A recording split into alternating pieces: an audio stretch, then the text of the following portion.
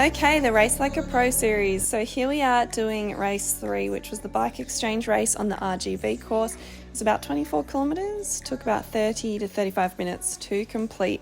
So always spinning up at the start of the race. For me in A grade, this typically means 3 to 330, 350 watts, and that's around my VO2 max. If you don't push the watts here to stay in with the people going off hard, you will get dropped at the start, or you'll have a bit of a gap and have to put in even more effort to get back in and be catching the draft. I shouldn't be hard to spot. I'm the one very obviously in the live racing kit. When you're a pro on Zwift, you get to keep your kit on no matter what the ride kit is. So that explains that. So here we are, we've made it and the pace is starting to settle down. Now the power-ups in this race, there was the Ghost, the Burrito and the Feather. I've never used a Burrito or a Ghost before, so I was very glad that I got the Feather here. I also feel like it's the most useful in this race, but we'll see. The main thing as the race goes on is to just stick in. There's a relatively long race for Zwift, so people weren't really attacking and things, so it was just about making sure I'm never on the front, basically, always getting maximum draft, staying in the middle of the group. And if I ever drift towards the front, like I sort of did here, just dropping the watts so that I fall back into the rest of the group. There will be little rises sometimes, as you saw there, and my watts had to go up to like 340. So keep an eye on the percentage in the top right hand corner, because this is where you'll see if there's an incline and you're going to have to put in a little bit more watts. And otherwise just be super aware and reactive when you feel the pace of the group lifting and the resistance in the trainer increasing. So here we have the first sprint. I wasn't sure what people were going to do, whether people were going to use these as like opportunities to attack. You can see some people are going off the front there. It didn't really feel like it was a full-blown attack, or maybe it sort of was, but they were hoping to get more people away with them, because they won't stay away if there's 2 of them and like a whole 13 kilometers to go and a group of us behind. So yeah, I'm not too sure what these riders were hoping to achieve, but in the end we do catch them, as you'll see. But notice how the second rider, I believe it was quite a deliberate move of theirs to drop so that they fell back into the group, knowing that the group will catch. So the best thing to do if you know the group's going to catch is sit up as soon as possible to fall back into the group, but make sure you're still pedaling when they catch, otherwise you will go out the arse and then have to hustle to try and catch back up. So now we catch the first one, but he stayed out for a long time, so unless he was trying to do like a hard race, that's a very bad thing to do. Don't do that, or you'll just use all this energy you don't have to use.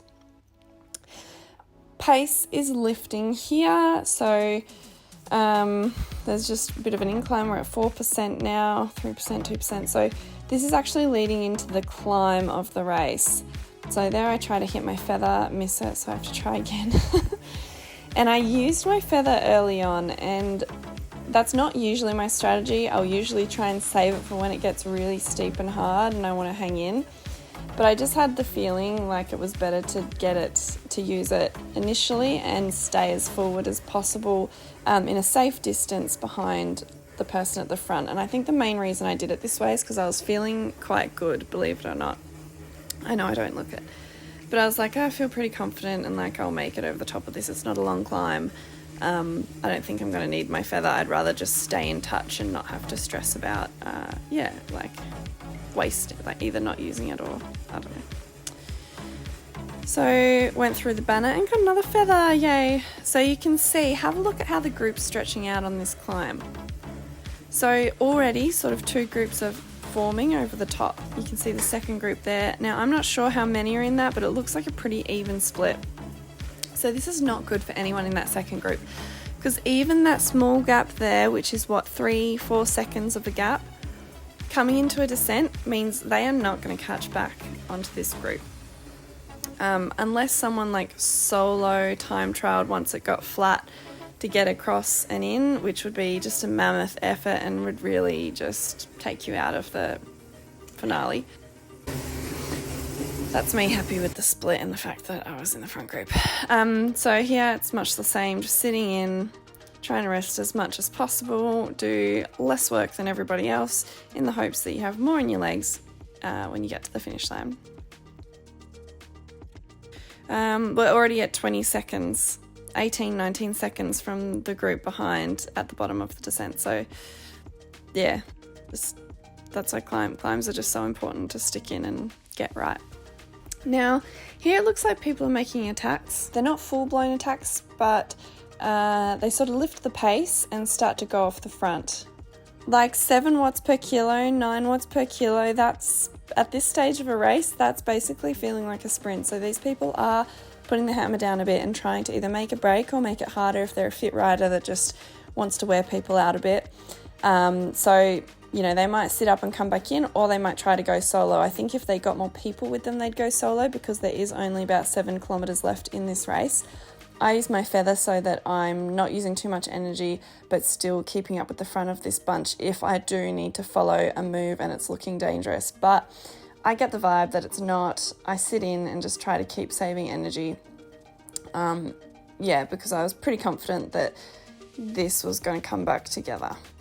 I get the Ghost power up this time, so there's not going to be another opportunity for a power up by the end of the race. So the Ghost I will save for the finale. That's really, I think, the only time that it's useful is if you're wanting to make an attack, or, you know, in your final sprint. I'm definitely not planning to make an attack, so yeah, it's not a great one for me, because at the end I'll just be hanging in with for dear life.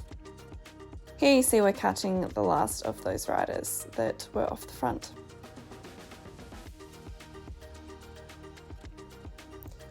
So more just saving energy. You can see it's up and down, quite like you'd call these rollers, where, you know, there's little rises to get over. So we're pushing quite high watts at times, above 300, to get over them, and then still keeping it solid through the downs and the flats. So it's zapping the legs a bit, and it's going to mean that at the end it'll be, just a battle of who has the most left in them to sprint to the line. A K&a-half to go now, so we're going to watch the full thing. I'm still staying in. Someone's gone quite early. They will probably be caught, so it's just about being prepared to follow any other attacks that go later on that could stay away. That would suit me more so, because I am obviously a 60 kg rider against these 70, 80 kg men who would have much more explosive power than me, almost guaranteed. So I'm looking to jump on any moves that might happen. That's probably my best chance at my best placing, but nothing seems to go. It's staying together, so I'm just going to stay in and time my sprint. We've got 800 meters to go now to the finish. This is where I start getting antsy, when it's below 1k, and I typically do go early and lose my patience. So I'm trying not to do that, trying to remind myself that I've got time. Don't go. That rider is still out the front though, so obviously that's not great. But I think in the end, I'm not sure if he gets caught or if he stays away, but here we go. I thought I'll just use my Ghost, because I don't want people to start going too hard yet, because I don't have anything left in me. So I just didn't want them to see me going forward thinking they needed to attack as well. That was my thinking. I don't think it did me much good either way. I was pretty pooped. I didn't have much left in the legs, as you can see, because I'm only sort of getting up to 400 watts, and this is meant to be the sprint. But it was a long way out, and I didn't have that much in me. And then this guy started coming up. I was like, no! So I got, above 500 watts to try and just hold him off. And then that was it. And I was absolutely destroyed.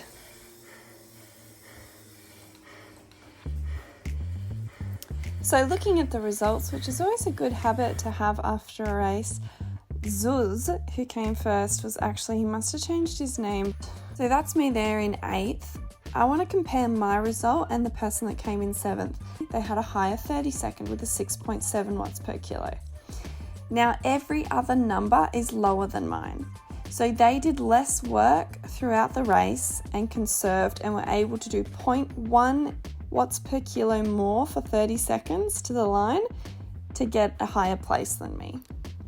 And this is true for everybody that beat me. Everyone has a lower 20-minute and 5-minute watts per kilo than me, meaning they conserved their power better during the race. The exception to this are the two black A's, so first and fifth. They are A+ riders, meaning they have a higher FTP than the rest of us recorded, and they can sustain power for a longer period of time. So a long range attack would be a successful tactic for them, which is exactly what the winner did. And then, the guy that came fifth obviously can have that higher power, but still have enough at the finish line. So there's how to race like a pro on Zwift.